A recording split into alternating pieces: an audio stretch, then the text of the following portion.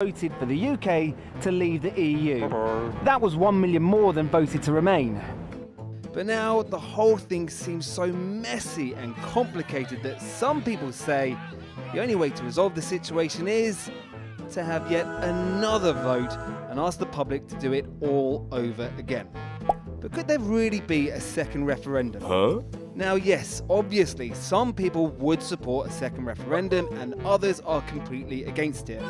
But for now we're just asking, is it even possible? And if so, what would it look like? Well, Theresa May has already said she won't hold another public vote on Brexit. But she could be forced to do it if enough MPs decide to push legislation through Parliament. In other words, it's possible that Theresa May might not have a choice.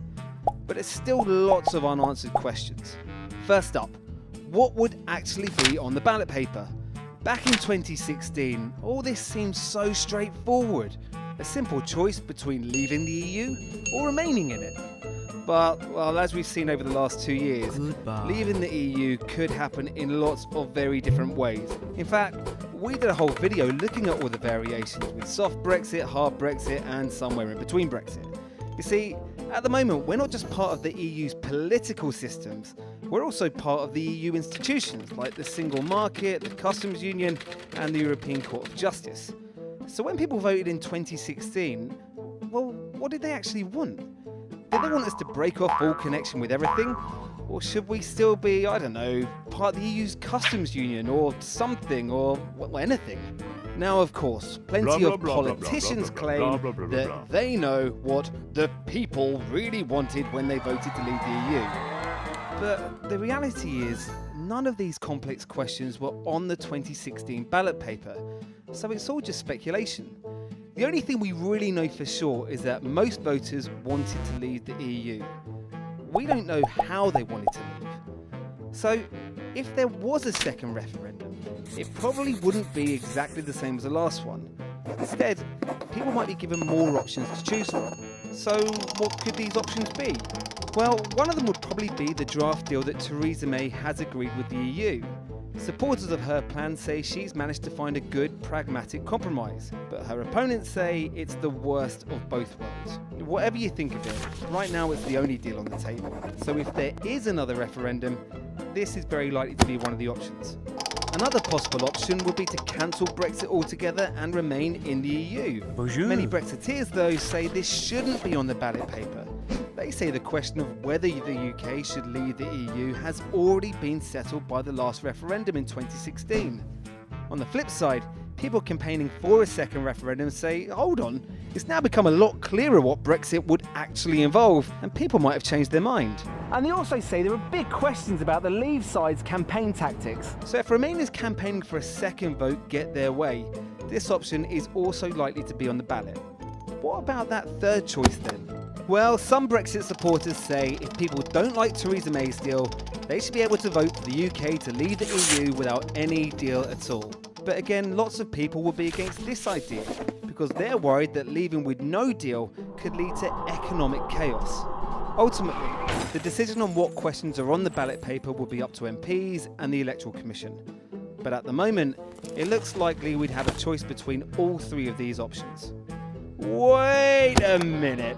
Two of these options are different versions of Brexit, but there's only one Remain option. That would divide up the Brexit supporters and reduce their votes, which might not sound very fair. Oh no. One solution then would be to give voters more than one choice. The referendum could use a system called the alternative vote, and it basically allows you to rank the options in order of preference. Initially, only people's first preferences are added up. If they don't reach the 50% mark needed to win, then the second preferences are included as well. So a three-way vote is possible-ish. Experts say it would take weeks and weeks just to plan it all properly. And that's a problem because time is running out. We're currently set to leave the EU on the 29th of March 2019. So if Parliament does decide to call a second referendum, it's already kind of too late. To get around this, the government would have to buy extra time and ask the EU to delay Brexit. And that's only going to make Brexit supporters even more angry. And the problems don't end there. lots of the same issues that made people angry last time around could come back round all over again. For one thing, should young people be allowed to vote this time?